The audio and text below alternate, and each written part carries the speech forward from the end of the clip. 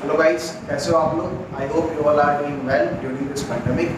Welcome back to Samadhan series और मैं आपका केमिस्ट्री गुरु अभिषेक आज आपके सामने समाधान सीरीज का सॉल्यूशन चैप्टर से सेकंड लेक्चर लेकर आया हूँ। और आज हम लोग शुरुआत करने वाले हैं सॉल्युबिलिटी से। जिस किसी ने मेरा फर्स्ट लेक्चर अभी तक नहीं देखा है, प्लीज़ प्लेलिस्ट पर जाकर सबसे पहला लेक्चर देखिए। उसका लिंक मैं डिस्क्रिप्शन बॉक्स में भी डाल दूंगा।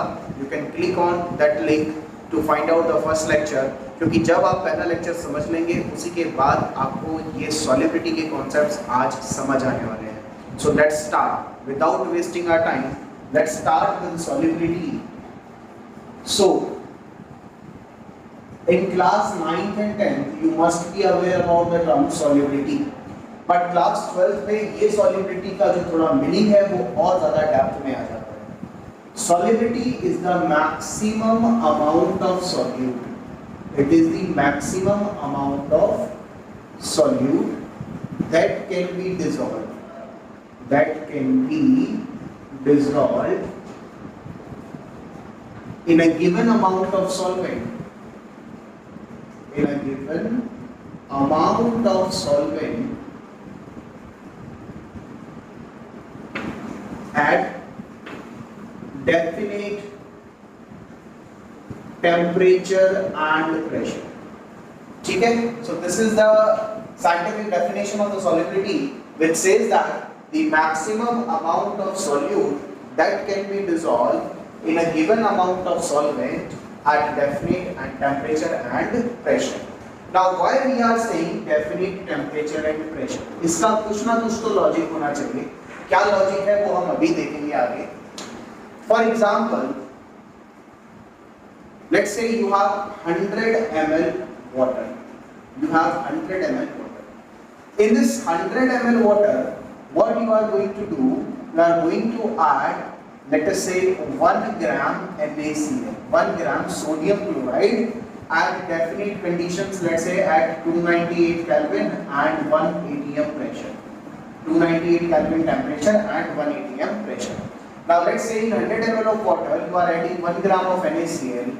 Now this 1 gram NaCl will readily dissolve in this 100 ml of water because the solvent amount is too high as compared to the solute. What you can do, you can add more amount of NaCl by repeatedly adding 1 gram at a time. You can add more or more gram of NaCl, more or more mass of NaCl. Now the stage will reach where you cannot dissolve the extra amount of NaCl in this definite amount of the solvent at this condition, at this 298 Kelvin and 1 atm pressure. Now that maximum mass of the NaCl that can be dissolved in this 100 ml water at 298 Kelvin and 1 atm pressure is termed as the solubility of that component. उसको हम उस component का solubility कहते हैं. Now solubility depends upon the nature of the solute and solvent as well as temperature and pressure. As well as temperature and pressure. Let us consider the effect of these factors in solution of a solid or gas in a liquid. Now let's talk about the solubility of solid in liquid. So we must be knowing the condition of definite temperature and pressure, and to define this condition at definite temperature and pressure, the given amount of solvent will have the fixed amount of solute. This is known as solubility. Now to express, to represent this condition, to explain this condition, the definite temperature pressure condition, we must be knowing about different type of solubilities of the solute in solvent. For example, let's say I am going to add solid in a liquid. So what we are going to discuss? We are going to discuss solubility of solid in a liquid. In a liquid.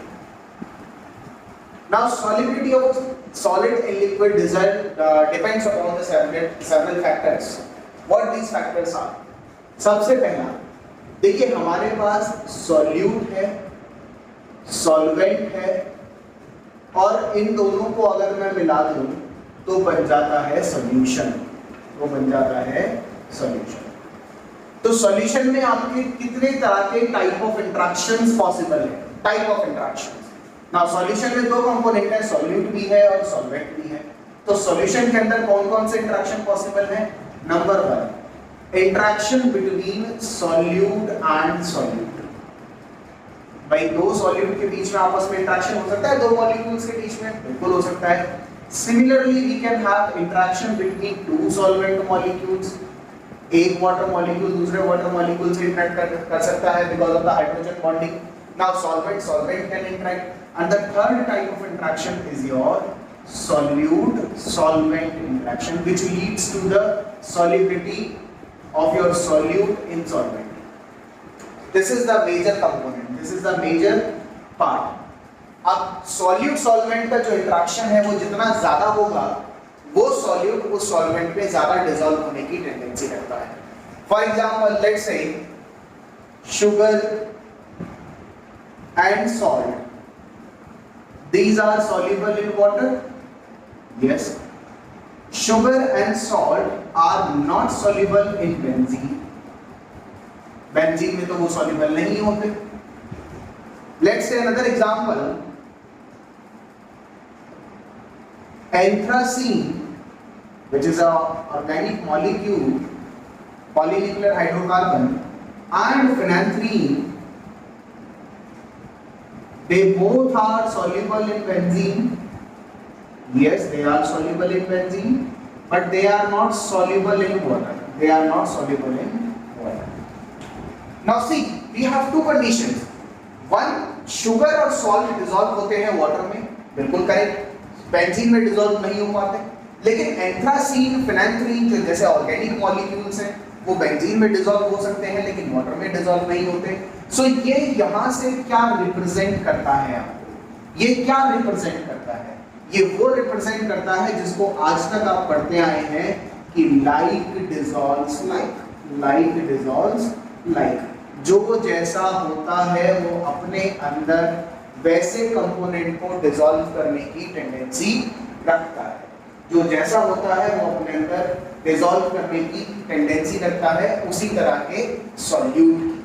For example, like dissolves like में जब हम लोग बात करेंगे तो हम दो तरह के कंपोनेंट्स की बात करेंगे। सबसे पहला होगा पोलर कंपोनेंट और दूसरा होगा नॉन पोलर कंपोनेंट। अगर पोलर कंपोनेंट को अगर आप देखते हैं, for example polar solutes, polar solute कौन कौन से हो सकते हैं मेरे पास? एग्जांपल मैं यहां पर दे रहा हूं, sodium chloride we have, let's say potassium chloride, different type of polar solutes we have.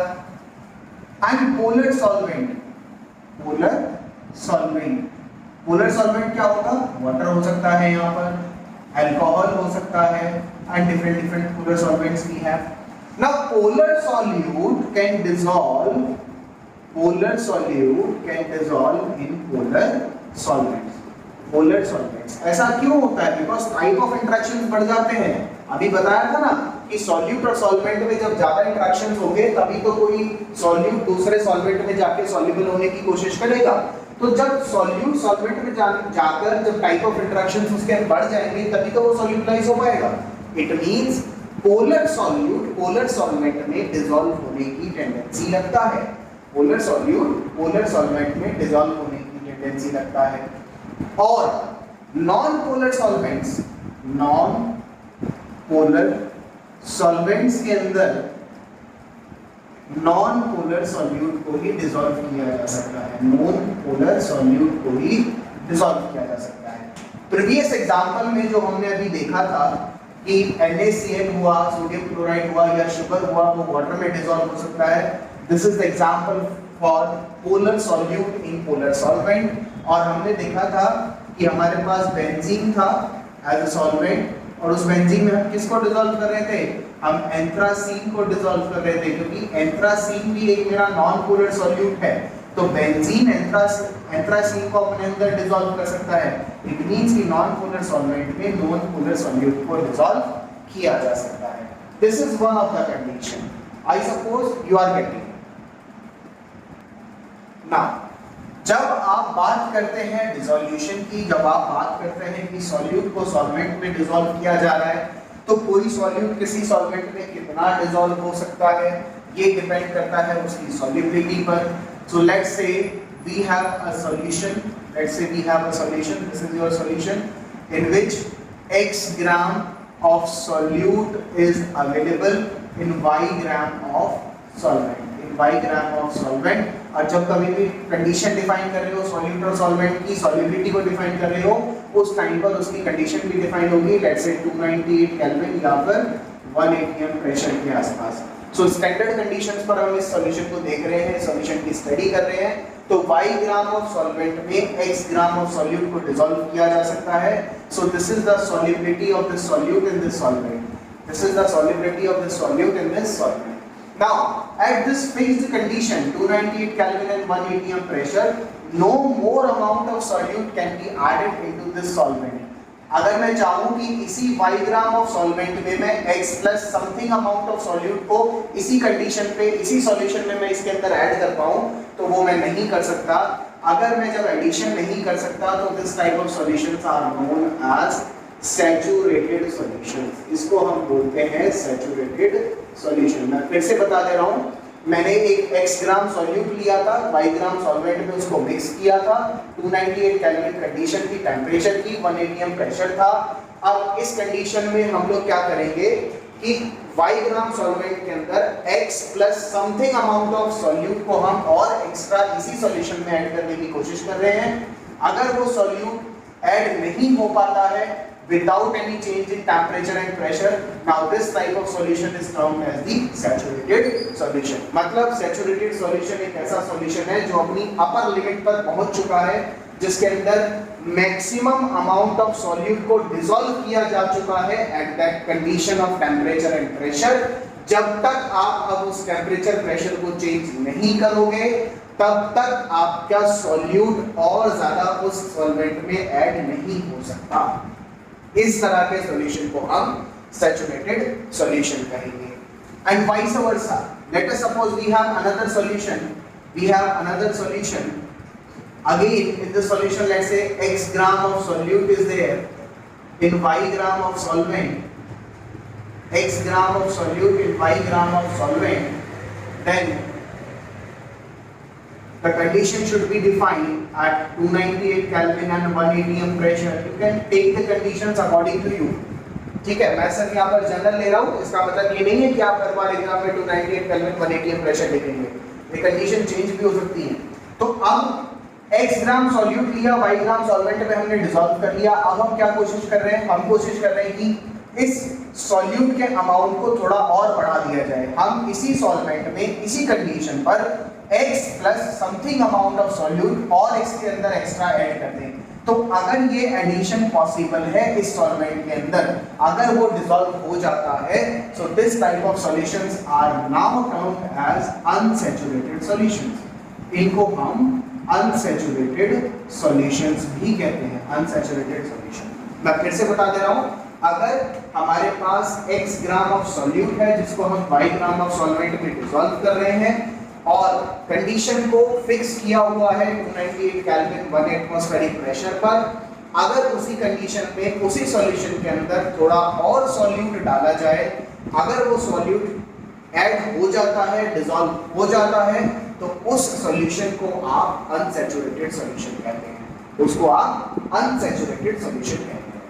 अब बात जब यहाँ पर टेम्परेचर प्रेशर की बार बार आ ही रही है, तो क्यों ना इसके इफेक्ट को भी स्टडी किया जाए कि अगर हम किसी सॉलिड को, सॉलिड सॉल्यूट को किसी लिक्विड सॉल्वेंट में डिसॉल्व करते हैं, so by changing the temperature and pressure can we change the solubility of the solid in liquid. So let's discuss this part. Now we must be writing the effect of temperature, effect of temperature on solubility of solid in liquid, effect of temperature, effect of temperature. कैसे हम लोग इस चीज को study कर पाएंगे?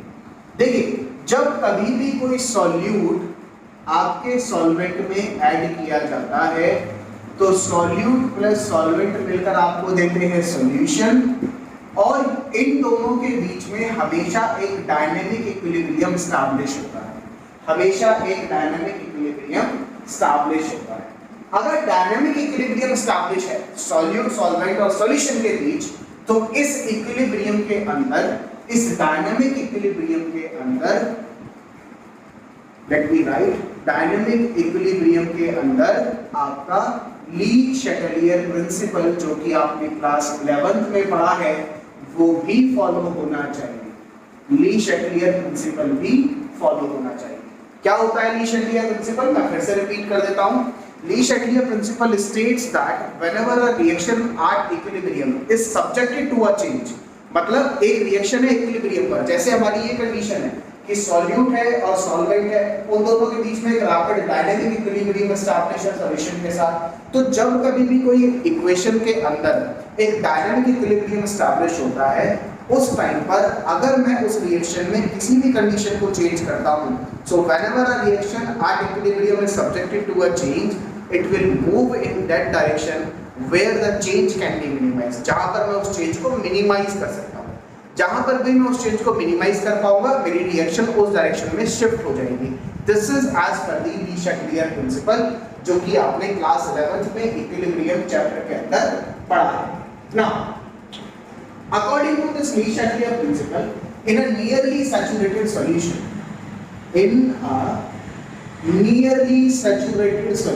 obviously nearly saturated solution की बात क्यों कर रहे हैं? क्योंकि हमें इफेक्ट ऑफ टेम्परेचर को स्टडी करना है। लेट अस सपोज एक सॉल्यूशन आपने प्रिपेयर किया है जो ऑलमोस्ट अपनी सैचुरेशन की कंडीशन पर पहुंच चुका है। जैसे ही वो सैचुरेशन की कंडीशन पर पहुंच जाएगा, अब सैचुरेशन की कंडीशन क्या है जो मैंने अभी 2 मिनट पहले आपको समझाई है, जो ये डिस्कस कर रहे थे कि सैचुरेटेड सॉल्यूशन क्या है और अनसैचुरेटेड सॉल्यूशन क्या है। So let us suppose you keep on adding the solute in the given amount of solvent and the condition will reach where no more solute can be added to the solution. This condition is known as saturated solution. उस time पर उस condition को हम saturated solution कहेंगे। तो अगर कोई solution आपकी सैचुरेटेड सॉल्यूशन की कंडीशन पे पहुंच चुका है, तो जो डिसोल्यूशन का प्रोसेस है, जो सॉल्यूट के डिसॉल्व होने का प्रोसेस है, डिसोल्यूशन जिसको हम कह रहे हैं, वो डिसोल्यूशन प्रोसेस नियरली एंडोथर्मिक हो जाता है। वो हो जाता है एंडोथर्मिक। एंडोथर्मिक क्यों? Means heat energy is required. Heat energy is required to adjust the extra amount of the solute into the solution. जो एक्स्ट्रा अमाउंट ऑफ सॉल्यूट जो कि आप सैचुरेशन के बाद उसमें ऐड करने वाले हो, उस एक्स्ट्रा अमाउंट ऑफ सॉल्यूट को अपने अंदर डिसॉल्व करने के लिए उसको हीट एनर्जी रिक्वायर्ड होती है, जिसकी वजह से जो वो सॉल्यूशन है, जो वो प्रोसेस है डिसोल्यूशन का, वो एंडोथर्मिक हो जाता है। और जब कभी भी वो एंडोथर्मिक होगा, so we must be saying delta solution H, solution का जो एंथैल्पी है वो क्या हो जाएगा? ग्रेटर देन 0 हो जाएगा। वो हो जाएगा ग्रेटर देन 0। तो सॉल्यूशन का एंथैल्पी ग्रेटर देन 0 है, मींस अ पॉजिटिव एंथैल्पी, यानी कि कुछ अमाउंट ऑफ एनर्जी रिक्वायर्ड है सॉल्यूशन की तरफ से, जो हमें उसको देना पड़ेगा उस एक्स्ट्रा अमाउंट ऑफ सॉल्यूट को ऐड करने के लिए। It means the solubility should increase. अब यहां से मुझे क्या पता लगा? अगर मैं एक्स्ट्रा अमाउंट को ऐड करना चाहता हूं तो डायनेमिक इक्विलिब्रियम के अंदर नियरली सैचुरेटेड सॉल्यूशन में ली शैटेलियर प्रिंसिपल के अकॉर्डिंग एंडोथर्मिक रिएक्शन होती है। मींस अगर मैं और ज्यादा सॉल्यूट को ऐड करना चाहता हूं तो जो टेम्परेचर है, जो हीट है, वो मुझे इंक्रीज करनी पड़ेगी, क्योंकि जो डिसोल्यूशन का प्रोसेस है वो क्या है? वो एंडोथर्मिक है। It means solubility should increase, solubility should increase with rise in temperature, with rise in temperature। तो अगर आप टेम्परेचर इंक्रीज करते हो तो जो सॉल्युबिलिटी है वो भी इंक्रीज हो जाएगा। Solubility should increase with rise in temperature. इस बात को बिल्कुल अपने माइंड में फिट कर लीजिएगा।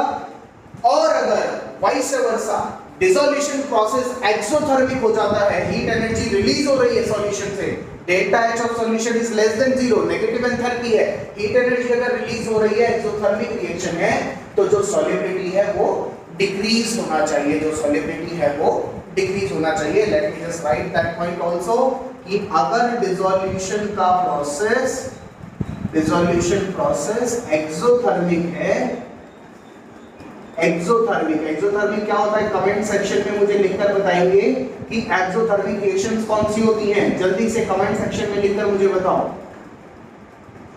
वहां पर जहां पर मेरा enthalpy of solution is less than 0। Negative enthalpy जब मेरे पास होगी तो एक्सोथर्मिक रिएक्शंस है, और एक्सोथर्मिक रिएक्शन में हीट एनर्जी रिलीज होती है। तो जब हीट एनर्जी रिलीज हो रही है और आप भी टेंपरेचर बढ़ाए जा रहे हो, तो ली शटलियर प्रिंसिपल के अकॉर्डिंग डायनामिक इक्विलिब्रियम किधर शिफ्ट होगा? अगर आप देखो कि हीट एनर्जी राइट लेफ्ट से राइट जाते हो तो हीट एनर्जी रिलीज हो रही है, आप भी सॉल्यूशन का टेंपरेचर बढ़ा रहे हो, तो सॉल्यूशन का टेंपरेचर इतना बढ़ जाएगा कि वो उस चेंज को कहां पर मिनिमाइज कर सकता है? वो चेंज को मिनिमाइज कर सकता है जब सॉल्यूशन बैकवर्ड डायरेक्शन में अपनी रिएक्शन को शिफ्ट कर दे, और बैकवर्ड डायरेक्शन में वो क्या देगा? सॉल्यूट और सॉल्वेंट को अलग अलग कर देगा। It means no more amount of solute can be added. वो पहले वाले को ही अपने अंदर अकोमोडेट नहीं कर पा रहा, आप और ऐड करते जा रहे हो, तो सॉल्युबिलिटी बढ़ेगी कि घटेगी? ऑब्वियसली सॉल्युबिलिटी घट जाएगी। इस ट्रेंड को एक्सपेरिमेंटली भी ऑब्जर्व किया गया है। I suppose this much is clear to all of you. Alright, चलिए अब हम इफेक्ट ऑफ प्रेशर को भी डिस्कस कर लेते हैं। I suppose this much is clear to all of you. और अगर आपको कहीं पर भी कोई प्रॉब्लम आती है, प्लीज अपने वैल्यूएबल कमेंट्स को कमेंट सेक्शन में टाइप करिए और हमें बताइए कि आपको कहां पर प्रॉब्लम है। We will rectify your problem, और नेक्स्ट वीडियो में हम आपके सॉल्यूशंस के साथ अवेलेबल होंगे। इफेक्ट ऑफ प्रेशर, देखिए जब आप किसी सॉलिड को किसी लिक्विड में डिसॉल्व करने की टेंडेंसी रखते हैं, now this is your solid, let us suppose, and this is your liquid in which you are going to dissolve this solid. तो जो सॉलिड है वो तो हाईली इनकम्प्रेसिबल होता है, हाईली इनकम्प्रेसिबल। क्या आप किसी सॉलिड को कभी कंप्रेस कर सकते हैं? वो ऑब्वियसली अपनी मोस्ट कंप्रेस्ड फॉर्म में है, तो क्या प्रेशर पर उसका कोई इफेक्ट होना चाहिए?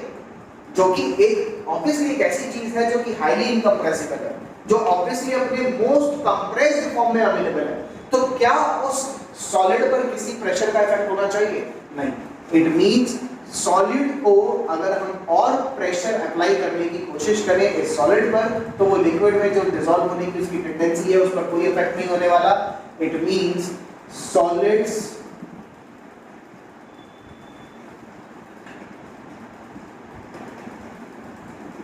it means pressure does not have any significant effect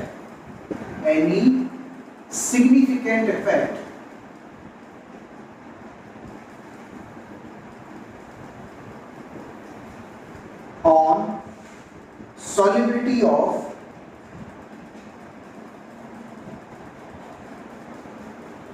solids in liquids, and this is because, क्यों होता है ये?